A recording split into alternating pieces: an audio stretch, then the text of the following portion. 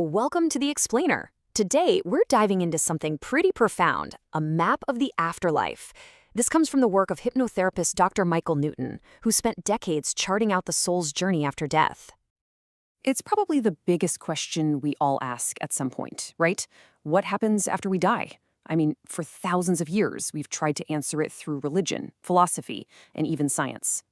Well, Dr. Michael Newton, who was a pretty traditional hypnotherapist, kind of stumbled upon a wild answer. And the thing is, he wasn't even looking for it. He was just trying to help a patient with chronic pain. He discovered that under deep hypnosis, his patients could remember more than just past lives. They could actually recall in incredible detail what their souls experienced between those lives. And here's the kicker. Their stories were all remarkably consistent. Okay, let's really get into this. So here's the roadmap for today. We're going to follow the soul's path step by step based on what Newton's case studies revealed. We'll start with how he discovered all this, then follow the journey after death, see what life is like in the spirit world, and even how we choose our next life. Right, a doctor's accidental discovery. You know, sometimes the biggest breakthroughs happen completely by accident. And this whole thing really started with just one guy who had this pain in his side that just wouldn't go away. So, under hypnosis, this patient suddenly remembers being a soldier in World War I, killed by a bayonet, right on the side. After he relived that moment, guess what? His pain, the pain he'd had his whole life, completely vanished. For good. You can imagine this got Newton thinking. So he started experimenting, gently guiding other patients past their most recent death, into this space they all, independently, started calling their true home. Okay, so the journey after death. Based on thousands of these sessions, what's the very first thing that happens when we leave our physical body?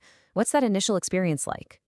Almost everyone describes the same thing, a sensation of just floating out of their body. They often watch the scene of their own death from above, but here's the thing. They feel this overwhelming sense of peace, total relief. It's this sudden realization that, oh, I'm not dead, I'm just free. All the pain and fear, that stays with the body.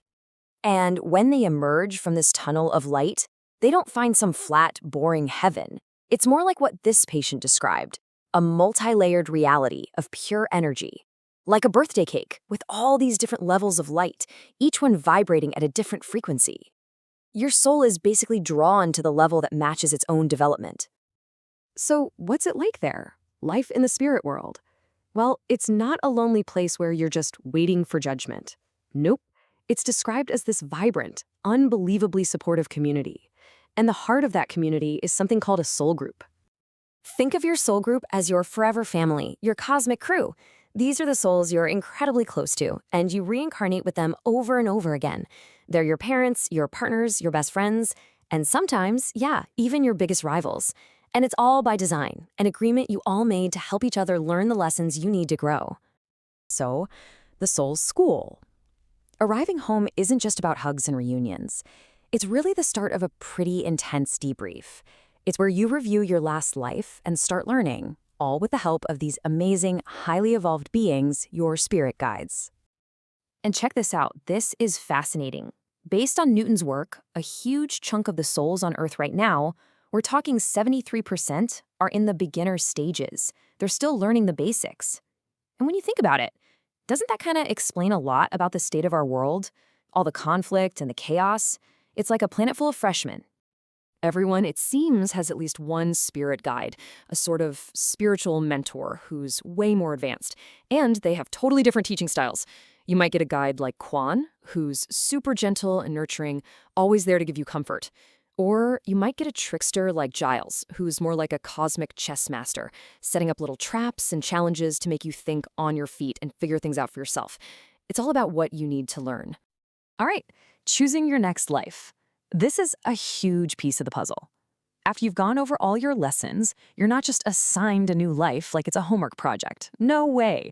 You are an active participant. You get to help choose your next mission, based specifically on what you need to work on next. Let's look at a real case, the story of Hester. She came to Newton with these awful headaches and always felt, in her words, too masculine. So, under hypnosis, she goes back to her last life as a guy named Ross Felden, a prosecutor in the 1880s who killed himself out of despair. And get this, the suicide was from a gunshot wound to the head, right where her headaches were. The connection was undeniable. This is the key insight, right? The struggles we face now aren't just random. They're often echoes of things we've chosen to come back and heal, but from a totally different angle. So, picking a life is a really careful, deliberate process. First, you and your guides review your karma. What went right, what went wrong, what's left unfinished. Then you set new goals, like maybe you need to work on patience or courage or forgiveness. Finally, you pick the perfect circumstances, the time, the place, the family, even the physical body that will give you the best shot at learning that lesson. So if you are a rich king, maybe next time you choose to be a poor farmer to learn humility. It's all about creating balance. Okay, so the purpose of everything. When you start to connect all these dots, the journey home, the soul family, the guides, the life planning sessions, you realize this isn't just a random collection of ideas. It's a coherent, profound picture of why we're here. Before any soul comes back to Earth, they and their guides really sit down and go through these 3 critical questions. Are you really ready? What do you need to learn this time? And what's the best possible setup to make that happen? It's not a shot in the dark. It's a custom-tailored curriculum for your soul. And that brings us to the ultimate takeaway. Life isn't just a series of random, chaotic events. It's a school for souls, and it's full of purpose. And death?